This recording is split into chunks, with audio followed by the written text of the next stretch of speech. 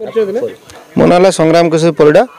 घर है पेंठ बालिकुदा बछरे पंचायत जिले में हलदिया बाबा को नहीं चर्चा सब मीडिया रे बालिकुदार जो आश्रम अच्छी कौन कहे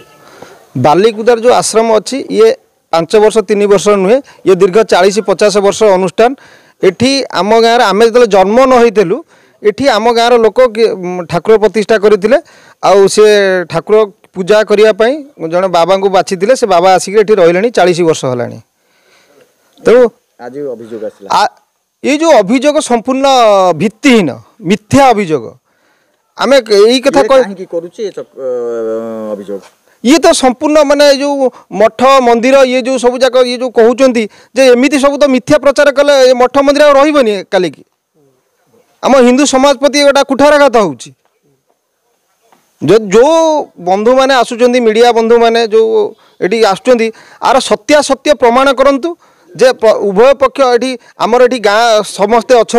ग्रामवासी ग्रामवासी बुंदर कौन गोटे प्रतिक्रिया नहीं ना से बाहर लोक किए आसला कौन कहीदेला ये से प्रतिक्रिया नहीं गले मु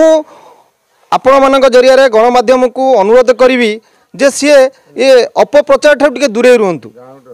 आम गाँव सम्मान क्षीण होगा जाऊँगी कौन पे से माने आम ये जो मठ को आसिक आम गाँव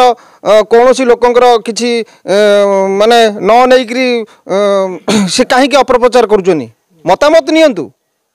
आलिगेशन विभिन्न माने लाइन लंबा लाइन गोटे तालिका देखई जोटा कि विभिन्न दस्तखत रही गाँववासी आज्ञा से जो दस्तखत जिते जाइए समस्ते मिथ्या बोली कहते से मैंने कहीं दस्तखत देना जदि दस्तखत प्रपर साइंटिफिक ये जदि करा जाए तार एटा संपूर्ण मिथ्या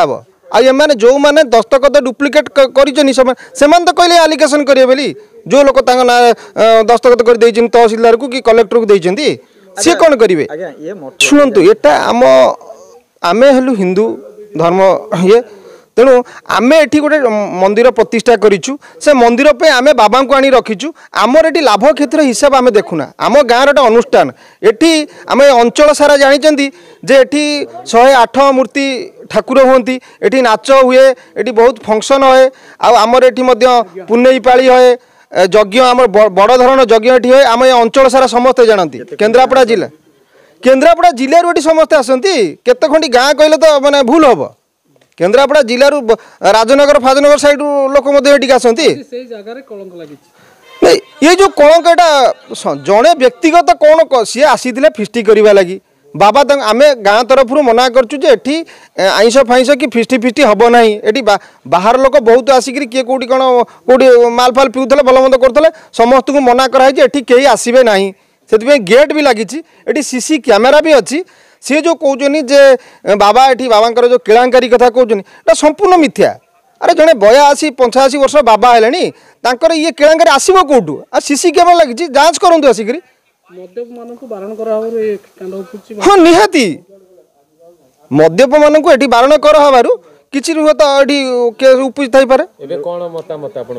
मु कहबी ये जो केस है संपूर्ण मिथ्या और भित्तिहीन केवल बालिकुदा गाँ को बदनाम निहाती तदंत हो उच्चस्तरीय तदंत हाँ मु तो सरकार को अनुरोध करी जे उच्चस्तरीय तदंत करी यार सत्यासत्य जानतु।